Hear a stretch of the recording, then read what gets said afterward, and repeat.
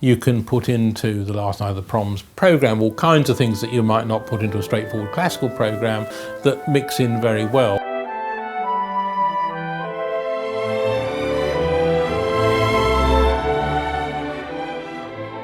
And so people come knowing they're going to hear these wonderful familiar tunes that are so familiar from the Last Night of the Proms, as well as lots of other popular pieces as well. And it's that tingle factor, isn't it, as well? It's not just the big flag-waving songs. It wouldn't be the same without some of the slower pieces. Yes, I think absolutely. You know, Nimrod from the Enigma is one thing that, you know, springs to mind.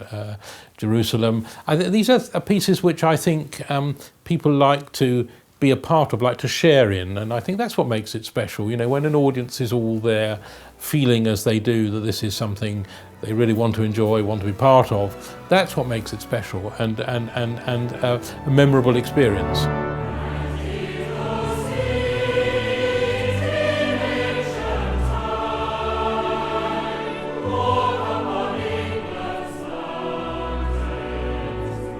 And you've been running these for quite a few years. I have now. Indeed, yes. Can I ask you how long? Well, I started the company 46 years ago, so yeah, a long time. I haven't been doing concerts on that scale all that time, but certainly for the last 35, 40 years I have, yes. Have you noticed the taste in the music that you're programming change over that time? Yes, I mean it does, certainly. You know, the obvious example is NESSUN DORMA, which we always used to do in opera programmes, but which suddenly, with the World Cup and Pavarotti, became something everybody wanted to hear, and it's now a staple part of the diet for these type of concerts. There are other pieces as well. And public taste inevitably moves on, and what was right 40 years ago isn't necessarily going to be right now. But the interesting thing is that the core elements to this programme have remained constant throughout. They are so well loved, and you can't really alter them or change them. People demand them.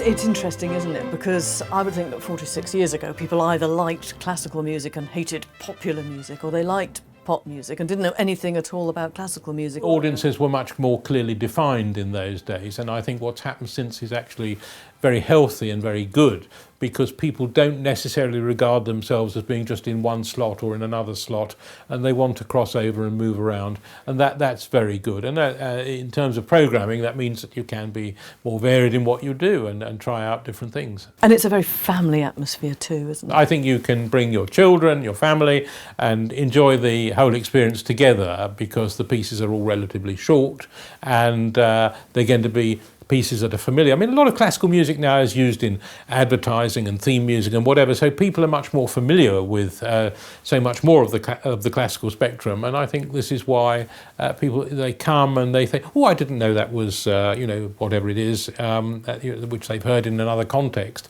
and so it makes it much more approachable and much more enjoyable for them. And it's been going now for the last 40 plus years.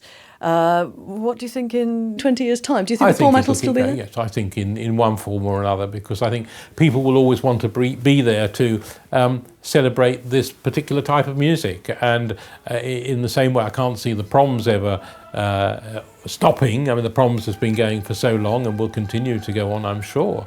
Then these type of concerts will also carry on, and the format may change a bit, but I'm pretty sure the flag waving and the Land of Hope and Glory and all the rest of it will still be there in 20 years' time.